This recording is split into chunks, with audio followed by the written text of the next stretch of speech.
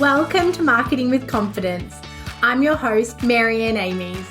We're going to be talking all things digital and online marketing for business owners and marketing professionals. If you've been feeling overwhelmed by your digital marketing, be sure to listen along and you'll hear tips, interviews and more that will give you the confidence to create marketing you love. Welcome back to another episode of Marketing with Confidence. I wanted to talk to you today about captions on social media. When we do our marketing strategy, we get a feel for our brand voice, we get a feel for our target market, we choose the channels, and then we start with our content pillars, managing our own social media, writing our social media, designing our social media. And sometimes the captions can be almost the last thought. Especially now with the rise of video marketing, we put a lot of effort into creating the most beautiful video asset. And then often when it comes to post, we haven't really thought about the caption.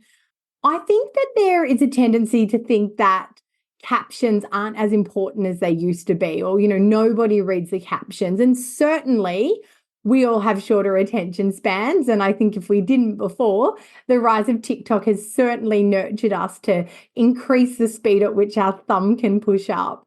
But captions are still really important. And if we come back to what we're trying to achieve on social media, which is often connection and conversion, it's often the caption that's going to really have all the juice and the goods that get you there. So today I wanted to share some top tips with you around writing your captions and start, for you to think about how important your captions are and how you can craft better captions. So kicking off, I'm going to talk about being concise. So typically, we want our captions to be pretty short, sharp, and to the point. So we need to grab that attention span. So it's also really important to think about those first 5 to 10 words, because on a lot of social media platforms, they're actually all that shows in the feed. So we need to have something really exciting that's going to hook people in. And then we can tell a little bit more detail or a lot more detail. So being concise on Instagram and TikTok is really appropriate. We do see longer form content there, and it certainly can work depending on your brand and on your objectives. But where we see longer form content really shine is platforms like LinkedIn and Facebook that tend to showcase more of the post in the feed and also tend to have an audience that wants to go a little bit deeper in content. My second top tip for you is storytelling. Obviously, as we've gone along with social media, we're starting to create more and more personal connections with our audience. And the craft of storytelling is really where we can build connection, build trust, show vulnerability, create affinity content where people feel aligned to you.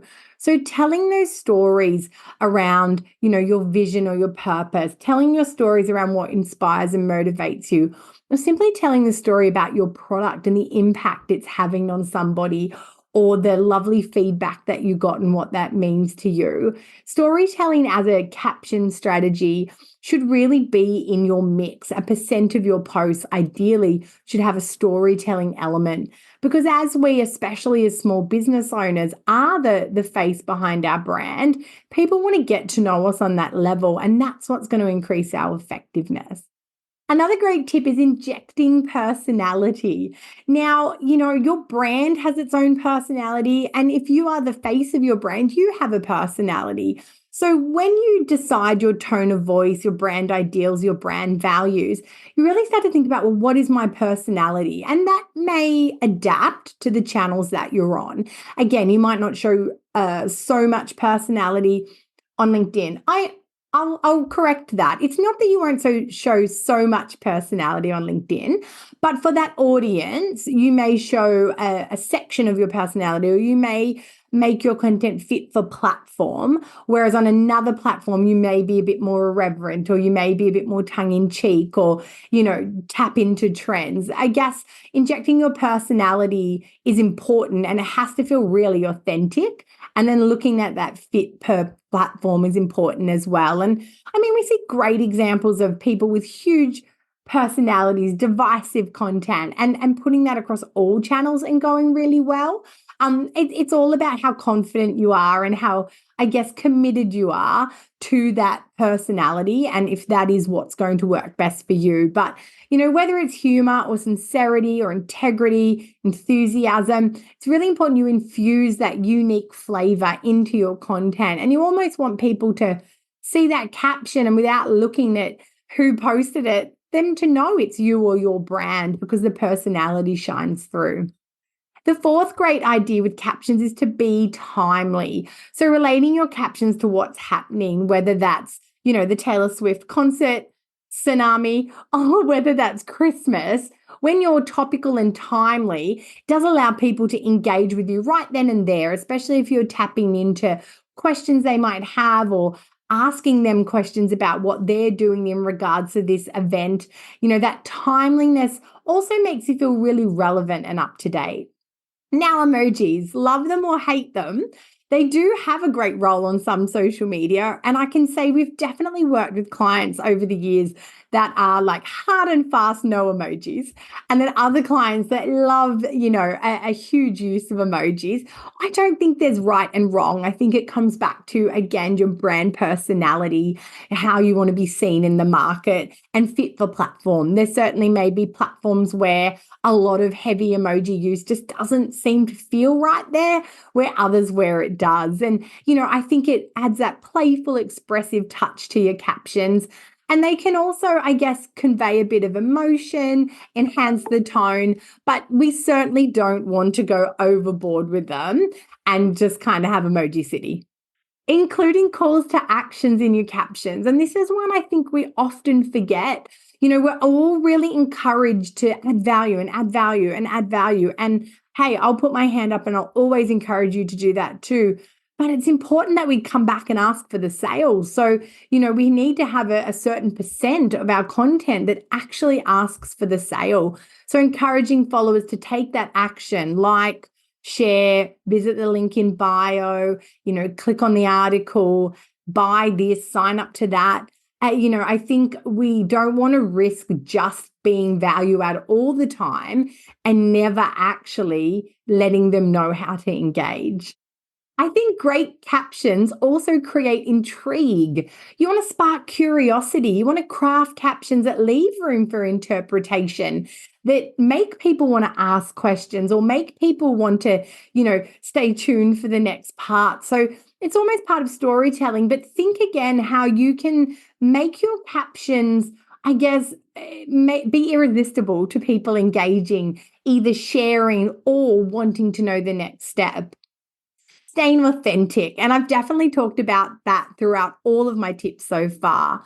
Authenticity is so important. Nobody wants to read, captions or a version of you or engage with a version of your business that is just so far removed from what it is. So I think, authenticity is critical. And I know myself, in person, I have a very irreverent sense of humor. And now that doesn't always work on all my social media channels.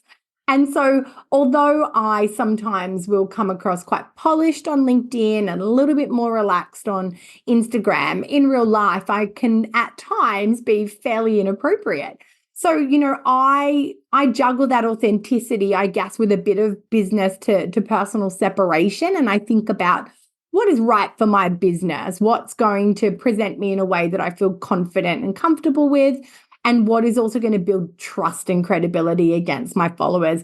Maybe not everybody needs to hear my silly jokes or my irreverent quips, but, I still want to be authentic and I still want to create that approachability so that people understand that maybe I'm not, stuffy corporate if that's not the voice I'm going for. Another great tip for you with captions is actually how you lay it out. So think about how you can use line breaks. It's funny, years ago, it was actually near impossible to add line breaks into Instagram. And we used to have to do little dots and do all these little things. Now it's quite easy. It's the old return button. But using line breaks actually helps people digest. I'm also the sort of person that loves to use ellipses, so 3 dots. I also love to use a lot of brackets and dashes, and that's very reflective of how I talk as well. So in my captions, I always sort of put that in as well. But line breaks can just help your text be less overwhelming. So if you are writing a longer caption, those line breaks can just pace it. And, you can mix up a short line to two or three lines to another short line to a couple of lines. And it gives pace and it can aid in that storytelling. Again, as we know, text has no tone of voice. It's really hard. It's when you get that SMS from your friend with no contacts and you think, are they mad at me? Your social media caption can be the same. You need to put these little cues in to also build that rhythm and pace and interpretation of what you're saying. Now, looking at some sort of technical caption enhancements, tagging relevant accounts. This will actually benefit you on all platforms. LinkedIn loves when you tag other people on LinkedIn and other businesses. Most social media platforms love this. So tagging other accounts and individuals where relevant and to some degree with their permission, that is going to help you get a little bit more reach. It's also going to, again, aid your follower in connecting the dots. If you're talking about a wonderful conversation that you had with someone, tagging them and allowing that follower to go explore that is shortcutting their discovery of the next thing as well. And then optimizing for keywords. As the years have rolled by, search engines, especially Google, have recognized that social media content is rich in information. It is a resource that people can tap into. And a lot of social media now is indexed in search results. So optimizing your captions for keywords actually helps your social media posts be discovered. So LinkedIn is quite good for indexing, and Instagram and TikTok have come a long way as well. And you'll actually start to see now TikTok video results in Google searches, which, we sort of never thought would get there because the video competition between YouTube and TikTok. But it's critical that your social media posts can extend beyond just that social media platform, and optimizing for keywords is the solution. And now to wrap it all up, it would not be a Marianne Amy's word of advice without talking about testing and analyzing. So, I really encourage you to experiment with different caption styles. Try emojis, try no emojis, space it out, cramp it up, make it long, make it short. What you want to do is try different caption strategies and analyze the performance of your post. And just like everything, we don't just do it once and compare. We need to have, a few examples of each strategy to then be able to have enough data to really look and see. So, it may just be that you test one strategy for a couple of weeks and you kind of go, all right, well, 50% of my posts I'm going to remove emojis on, and all the others I'm going to leave emojis on.